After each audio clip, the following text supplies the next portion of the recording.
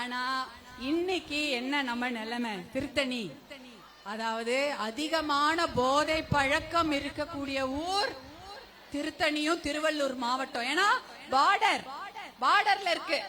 பார்டர்ல இருக்கறனால கஞ்சா கடத்தப்படுவது அதிகமாக இருக்குதா இங்க. அது உங்களுக்கு தெரியுது இல்லமா? ஆமான்றாங்க. முன்னாடி உட்காந்துருக்க சொல்றாங்க ஆமா மேடம்ன்றாங்க. என்னன்னா கஞ்சா அதிகமாக புழங்கக்கூடிய ஊர் திருவள்ளூர் மாவட்டம்.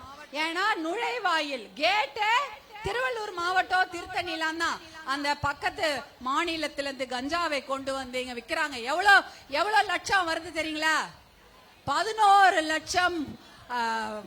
அந்த 11 லட்சம் கிலோ கஞ்சா தமிழ்நாட்டுல புழங்குது. திருவள்ளூர் மாவட்டத்துல மட்டும் 60,000 கிலோ. ஒரு கிலோனா எவ்வளவுமா? ஒரு 5-6 தக்காளி இருந்தா ஒரு கிலோ இல்ல. ஒரு பெரிய சைஸ் தக்காளி ஒரு 5 இருந்தா ஒரு கிலோவா? நீ யோசிச்சு பாருங்க. 60,000 கிலோ கஞ்சா இந்த மாவட்டத்துல மட்டும், எங்க திருவள்ளூர் மாவட்டத்துல மட்டும் புழங்குகிறதா. யார் சாப்பிடுறா அந்த கஞ்சாவை? யார் குடிக்கிறா? நம்முடைய வீட்டு குழந்தைகள். ஏற்கனவே நம்ம குடும்பத்துல தாத்தாவை குடிகாரனாக்கியாச்சா? சாராய கடை திறந்து விட்டாங்களா? தாத்தா குடிகாரன் ஆக்கிட்டாங்க. கூட பிறந்த அண்ணன் தம்பி குடிகாரன் ஆக்கிட்டாங்க. அப்புறம் அப்பாவை குடிகாரன் ஆக்கிட்டாங்க.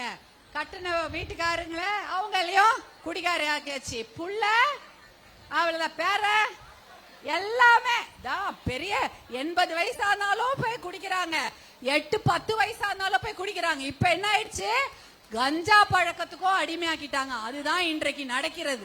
கஞ்சா பழக்கம் அவ்வளோ கஞ்சா. 10 வயசு பசங்க கூட பள்ளிக்கூடத்துல கஞ்சா பிடிக்கிறாங்களா? அம்மா உங்களுக்கு புரியுதா? போதை பழக்கம்னா நாத்து அடிக்குமா? பக்கத்துல வந்தாலே ஸ்மெல் அடிக்கும், கண்ணு செவந்துடும். கஞ்சா பழக்கம்னா அது தெரியாது. ஏன்னா வாசனையோ எதுவுமே தெரியாது. அவங்க எப்படி வராங்க? ஆடின்னு வர்றாங்களா, பொறுமையா வர்றாங்களா போன்ற எத்தனையோ ஒரு விஷயங்கள் தான் அவங்களை கண்டுபிடிக்கும். ஆனா நீங்க ஜாகிரதையா இருக்கணும்.